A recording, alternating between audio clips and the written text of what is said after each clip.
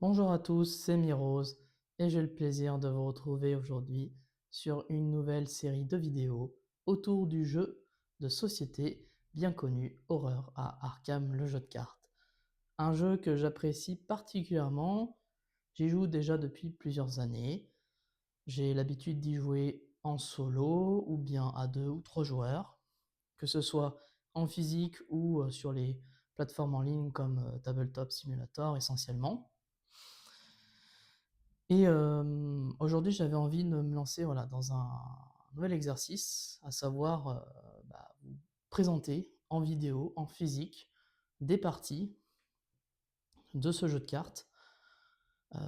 Et donc, j'ai fait le choix de commencer par l'héritage de Dunwich, qui est la toute première extension sortie, la toute première campagne extension sortie à l'époque du chapitre 1 qu'on appelle aujourd'hui, hein, et non pas dans sa version classique, mais dans sa version renouveau, comme vous pouvez le voir juste ici. Donc les boîtes renouveau, je sais qu'aujourd'hui elles sont compliquées à trouver, du moins à prix abordable, puisqu'elles ne sont plus éditées par FFG, et je ne pense pas que ça risque de revenir de sitôt. De plus, les versions renouveau, elles exigent jusqu'à une certaine campagne. Alors je ne sais plus, je crois que c'est la dernière, le cercle brisé, si je ne me dis pas de bêtises. Donc ça remonte à quelques années maintenant. Et pour ma part, donc Dunwich, ça fait très longtemps que j'y ai pu rejouer. Et je pense avoir peut-être fait une seule run ou deux en version renouveau. Donc autant vous dire que je me souviens absolument pas des changements apportés par cette dernière, hein. Il me semble que ça augmente surtout un peu la difficulté. Donc ça, je verrai bien comment ça va se passer. Donc là, l'objectif de cette première vidéo, c'est de vous présenter le deck que je vais jouer. Donc il s'agit de Rita Yang. Alors on va essayer de faire attention au reflet et au focus, hein. Soyez indulgents avec moi, c'est la première fois que je me lance dans ce type d'exercice.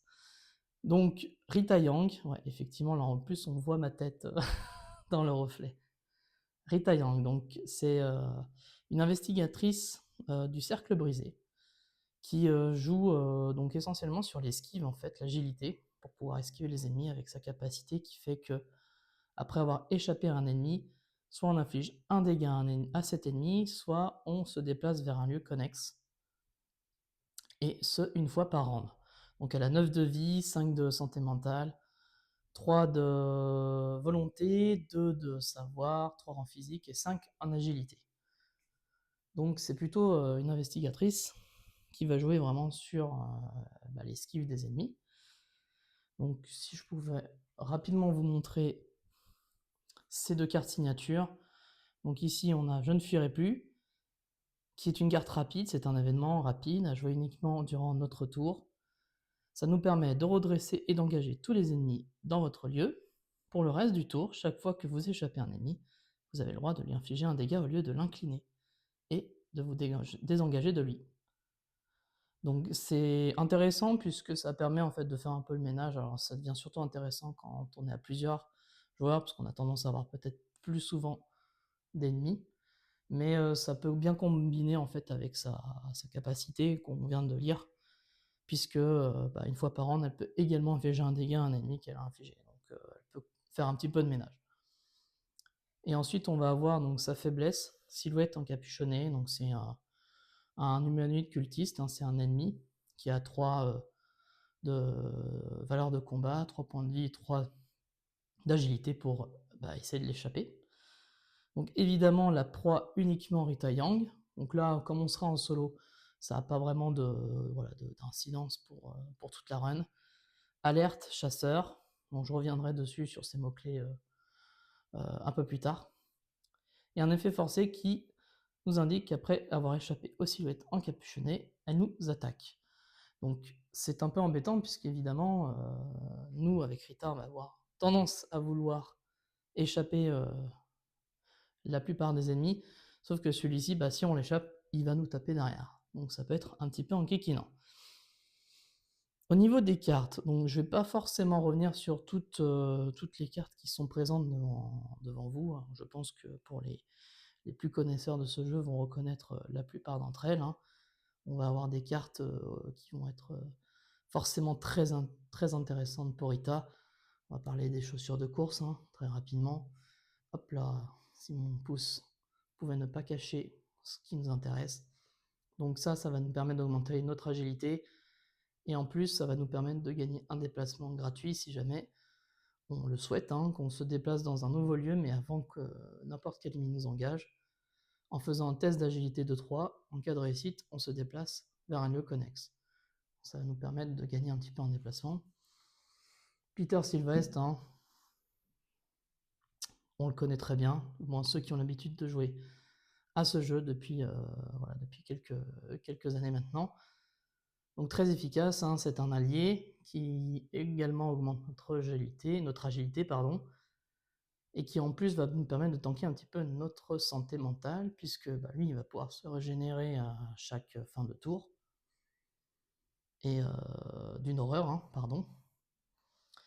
Et c'est plutôt efficace, puisque Rita, justement, comme vous l'avez vu, elle n'a que 5 de santé mentale, donc autant vous dire que on a tout à fait intérêt d'avoir des cartes qui nous permettent de tanker un petit peu la santé mentale.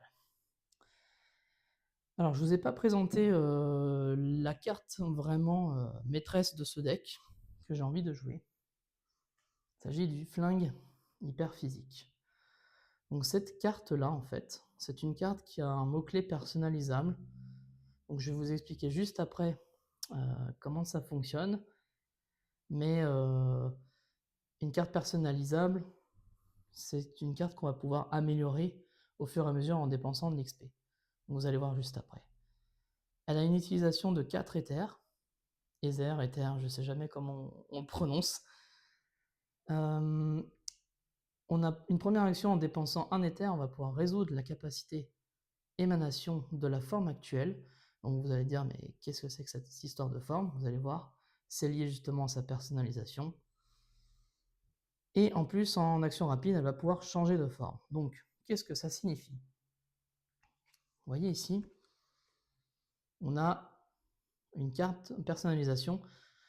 Donc, ce sont en fait des nouvelles types de cartes qui ont été apportées par l'extension, la campagne, les clés écarlates, si je me souviens bien. Donc, en fait, en dépensant de l'XP, on va pouvoir débloquer des nouvelles améliorations. Donc là, vous voyez, c'est tout vide, j'ai encore rien coché, puisque déjà c'est une carte rigide, j'ai pas envie d'écrire dessus. Je ferai une impression après pour écrire directement sur cette copie. Mais sachez que moi, je vais commencer par prendre tir précis. Donc tir précis, c'est une première forme que je vais choisir, qui fait que lorsque je vais actionner donc, le pouvoir, hop là, j'ai jeté ma carte comme un sagouin. Donc ici, vous voyez, si je dépense un éther pour résoudre sa capacité émanation de la forme actuelle, donc là en l'occurrence, quand elle sera en forme tir précis, sa capacité émanation me donne une action de combattre et attaquer avec n'importe quelle compétence. Et cette attaque inflige plus un dégât. Donc pourquoi c'est intéressant? Rita, on l'a vu, elle n'est pas très efficace au combat. Bon, elle a une valeur de 3, c'est pas foufou. On va être en solo, donc il nous faut des solutions pour pouvoir tout de même se taper contre des ennemis, parce qu'on ne pourra pas non plus les esquiver indéfiniment, hein. C'est la meilleure solution de se débarrasser d'un ennemi, c'est de le tuer, surtout les ennemis chasseurs, hein, qui vont nous poursuivre sans relâche tant qu'on ne s'en débarrassera pas. Et donc en fait, cette capacité, je reviens dessus, tir précis, ça va nous permettre justement de combattre avec n'importe quelle compétence. Donc on va pouvoir utiliser notre agilité de 5 qui va être boostée avec tout un tas d'autres cartes pour pouvoir attaquer. Donc ça va vraiment être la carte essentielle de notre deck. J'aurai une autre carte que j'améliorerai ensuite qui s'appelle récupération. C'est une carte qui normalement en fait est de base vaut 0 XP. Mais moi je choisis de jouer en fait avec la liste tabou, et donc dans la liste tabou, ils ont augmenté sa carte de 2 XP, parce qu'elle était effectivement un peu puissante, et pour ceux qui ne connaissent pas, La carte récup permet justement de récupérer une carte depuis sa défausse de niveau 0, si je me souviens bien. Ou un objet, je crois que c'est un objet qu'on va pouvoir récupérer depuis la défausse lorsqu'on a réussi une enquête. Voilà, donc c'est plutôt efficace, ça va nous permettre de recycler en fait les objets et notamment notre flingue. Voilà, sinon sur les autres cartes, donc forcément le flingue, comme il coûte cher, on a envie de jouer un catalogue de chez Schnoffer, hein, qui va nous permettre de dépenser les secrets de celle-ci en tant que ressource pour jouer des objets. Donc c'est plutôt intéressant. Le sac à dos, ça va nous permettre d'aller rapidement chercher les cartes, soit ravitaillement, soit objet, en allant chercher dans notre deck, hein, probablement dans les 3 premières cartes. Donc ça c'est pareil, pour aller chercher notre flingue au plus vite, ou d'autres objets utiles, ou éventuellement des planques, hein, pour les ressources, on va en avoir besoin. Quoi d'autre après, voilà, j'ai pris un talisman protecteur au cas où on ait besoin de se protéger, éviter une mort certaine, hein. Donc c'est un sort, c'est un objet qui prend un emplacement d'arcane, qui peut se jouer en rapide, mais seulement durant notre tour. Et lorsque des dégâts ou des horreurs qui devraient vous vaincre vous sont assignés, on peut le défausser pour annuler jusqu'à 2 de ses dégâts. C'est une espèce de seconde chance. Ensuite, voilà, après quelques événements de survivants qu'on apprécie, hein, apprendre de ses erreurs, ça va nous permettre de refaire un test. Si on a échoué à un test, en fait, on va pouvoir jouer celui-ci pour pouvoir refaire le test et rajouter plus 2 à notre valeur de compétence. Alors attention, on applique quand même tous les effets suite au premier échec, hein, et ensuite on refait un nouveau test, hein. Donc attention à ça. Gardez la foi parce que c'est toujours intéressant d'avoir un peu de béni dans la réserve du chaos. Forcer l'entrée, c'est ce qui va nous permettre d'enquêter et de déclencher le droit d'échapper à un ennemi, si on réussit suffisamment, et en plus ça nous permet aussi d'enquêter en ajoutant notre agilité à notre valeur de savoir. Donc ce qui est intéressant parce qu'on va avoir beaucoup d'agilité. Voilà, coup de pied rotatif, c'est pareil, c'est une attaque, donc ajoutez votre agilité à votre valeur de compétence pour cette attaque, ça inflige plus un dégât.